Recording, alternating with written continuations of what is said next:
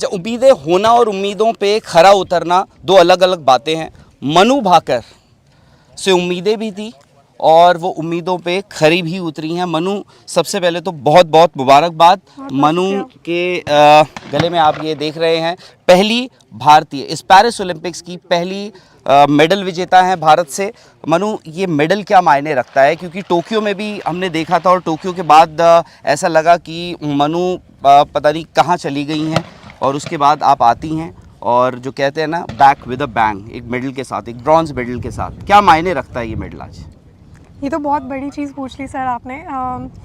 मायने मैं कैसे, हाँ, इतना अच्छा, मुझे पीछे देख के लगता है कि जो भी सारी मेहनत की है वो सारी अब फल लाई है और कोई भी अब रिग्रेट नहीं लगता है, कि पछतावा नहीं होता है कि उस समय ये हुआ था, उस समय वो मेडल हार गई थी या उस समय वो मेडल नहीं जीत पाई थी।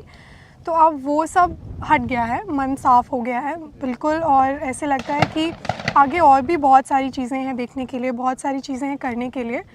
तो मेरे लिए इस मेडल का मायना इतना तो मैं एक्सप्रेस नहीं कर पाऊँगी, पर बहुत लंबे समय से मेरी चाहत थी कि मैं एक ओलंपिक का भी मेडल इंडिया के लिए जीतूँ और वो आज आपके हाथ में है। Manu Bhaker youth Olympic gold medalist भी हैं और ये सिर्फ 22 साल की हैं, पर करियर ऐसा लगता है कि कितना लंबा होगा। इतने सालों से आपको देखते आ रहे हैं। मनु, अगर दर्शकों के लिए ये मेडल हम दिखा सके, इसमें कुछ खास चीज़ें हैं इस बार मेडल में। मनु, 3 इवेंट्स में आप compete कर रही हैं इस बार। ये बस शुरुआत ही है क्या? क्योंकि हो सकता है कि हम, क्या होता है, मेडलिस्ट आते हैं, हम लोग इंटरव्यू करते हैं, तो इस बार हमें 3 मौके मिल सकते हैं मनु भाकर से इंटरव्यू करने का। देखिए, रिज़ल्ट्स का तो मैं कुछ नहीं बोल सकती हूँ कि सब मतलब कोई नहीं जानता कि आउटकम क्या होगा। मैं सिर्फ कोशिश कर सकती हूँ अपनी तरफ से पूरी, कि मैं अच्छा परफॉर्म करने की कोशिश करूँ, मैं अच्छे से एफर्ट्स डालूँ और हार ना मानूँ। तो मेरे बस में जितना है मैं उतना डेफिनेटली पूरा ट्राई करने वाली हूँ। बाकी रिज़ल्ट्स का तो ना आप जानते हो ना मैं, कोई नहीं जानता। अच्छा, आपकी बॉडी लैंग्वेज देख के, हम 2 दिन से आपको ऑब्जर्व कर रहे थे, आप compete जब कर रही थी, आपकी बॉडी लैंग्वेज को देख के ऐसा लग रहा था कि एक जोन में हैं आप इस बार। वो कॉन्फिडेंस चेहरे पे झलक रहा था। तो इस बीच पिछले 3 सालों में, क्योंकि पिछला ओलंपिक्स 3 साल पहले था, कुछ आपने किया है? क्योंकि हम पढ़ रहे थे, सुन रहे थे कि आप अक्सर भगवत गीता पे बड़ा विश्वास करती हैं, उसको काफ़ी पढ़ती हैं।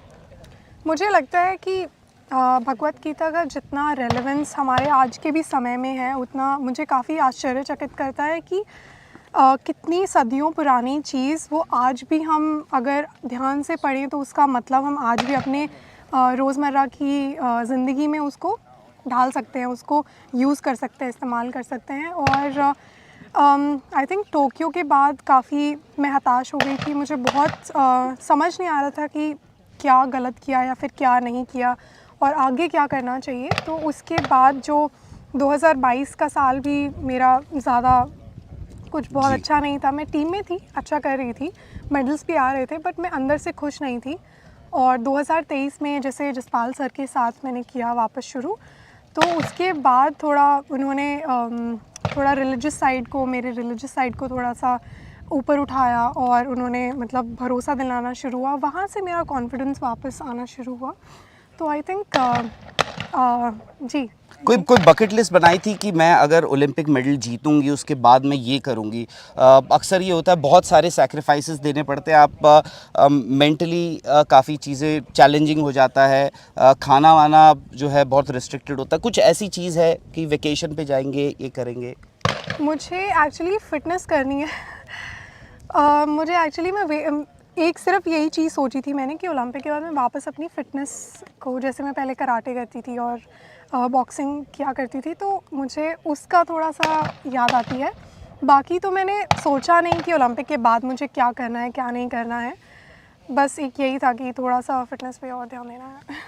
चलिए मनु, मैनी कॉन्ग्रेचुलेशंस, बहुत अच्छा लगा। और जैसे हमने कहा कि आज बहुत सारे यहाँ पे हिंदुस्तानी आए थे, हर किसी को ये उम्मीद थी कि मनु भाकर का आज एक मेडल आना है और वो एक आप लेकर आए हैं। पर जैसे हमने शुरुआत में भी कहा था, ये बस अब शुरू किया है मनु भाकर ने पेरिस ओलंपिक की अपनी जर्नी।